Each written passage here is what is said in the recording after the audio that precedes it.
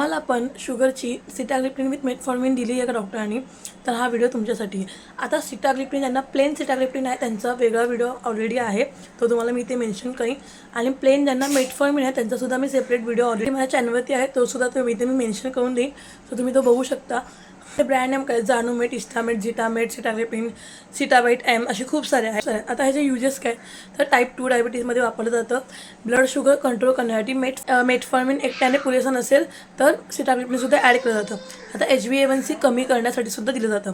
Mechanism काय ते तुम्हाला मी शॉर्टमध्ये सांगते, बिकॉज सिटाग्लिप्टिनचं आणि मेटफॉर्मिनचं जे पण मेकॅनिझम ते ऑलरेडी त्या व्हिडिओमध्ये आहे. जसं सिटाग्लिप्टिन काय करतं तर DPP-4 जो इनिबिटर असतो तो शरीरातला इनक्रिएटिन हॉर्मोन जास्त वेळ म्हणजे काम करायला ठेवतं, इनडायरेक्टली आपण असं म्हणू शकतो, ज्यामुळे इन्सुलिन सिक्रेशन जे वाढतं आणि ग्लुकागोन कमी होतं. ठीक आहे. आता मेटफॉर्मिन म्हणजे बायगोनाइड्स, जे की लिव्हरमधलं जे पण ग्लुकोज प्रोडक्शन असतं त्याला कमी करतं आणि शरीरातली इन्सुलिन सेन्सिटिव्हिटी वाढवतं. ओके. आता हे कॉम्बिनेशन काय देतात तर एकतर फास्टिंग आणि पोस्ट मील शुगर जे दोन्ही कंट्रोल करण्यासाठी चांगल्या पद्धतीने काम करतं. HbA1c अधिक चांगल्या पद्धतीने सुधारण्यासाठी काम करतं. वेट गेनचा धोका कमी असतो आणि हायपोग्लायसिमीचा धोका पण या तुलनेने कमी असतो. आता हायपोग्लायसिमी काय आहे मी प्रत्येक वेळी सांगते, सो सिटाग्लिप्टिनच्या व्हिडिओमध्ये वगैरे तुम्ही बघू शकता किंवा मी ते वरती मेन्शन करून देईन.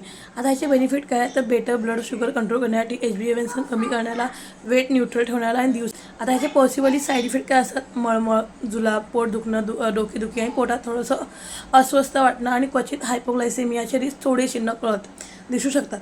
आता ह्याच्यामध्ये कॉमन स्ट्रेन काय तर 50/500, 50/850 आणि 50/1000. ठीक आहे. आता मी एक फार्मासिस्ट आहे. ॲज अ फार्मसी म्हणून तुम्ही जे गोळ्या खाताय किंवा जे फार्मा स्टुडंट आहे त्यांच्यासाठी मी स्पेशली व्हिडिओ बनवते, पण खूप पेशंट बघतात. नक्की बघा, ॲज अ इन्फॉर्मेशनमध्ये तुम्ही नक्की बघू शकता. बट कुठलीही गोष्ट तुम्हाला रिलेट केली तर नक्की डॉक्टर व्हिजिट करा आणि विदाऊट डॉक्टर कन्सल्ट कोणतेही मेडिसिन घेऊ नका.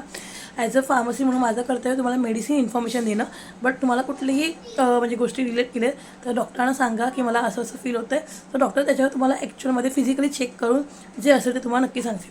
सो चला, व्हिडिओ आवडला असेल चॅनल लाईक, शेअर, सबस्क्राईब आणि फॉलो नक्की करा. सो चला, बाय.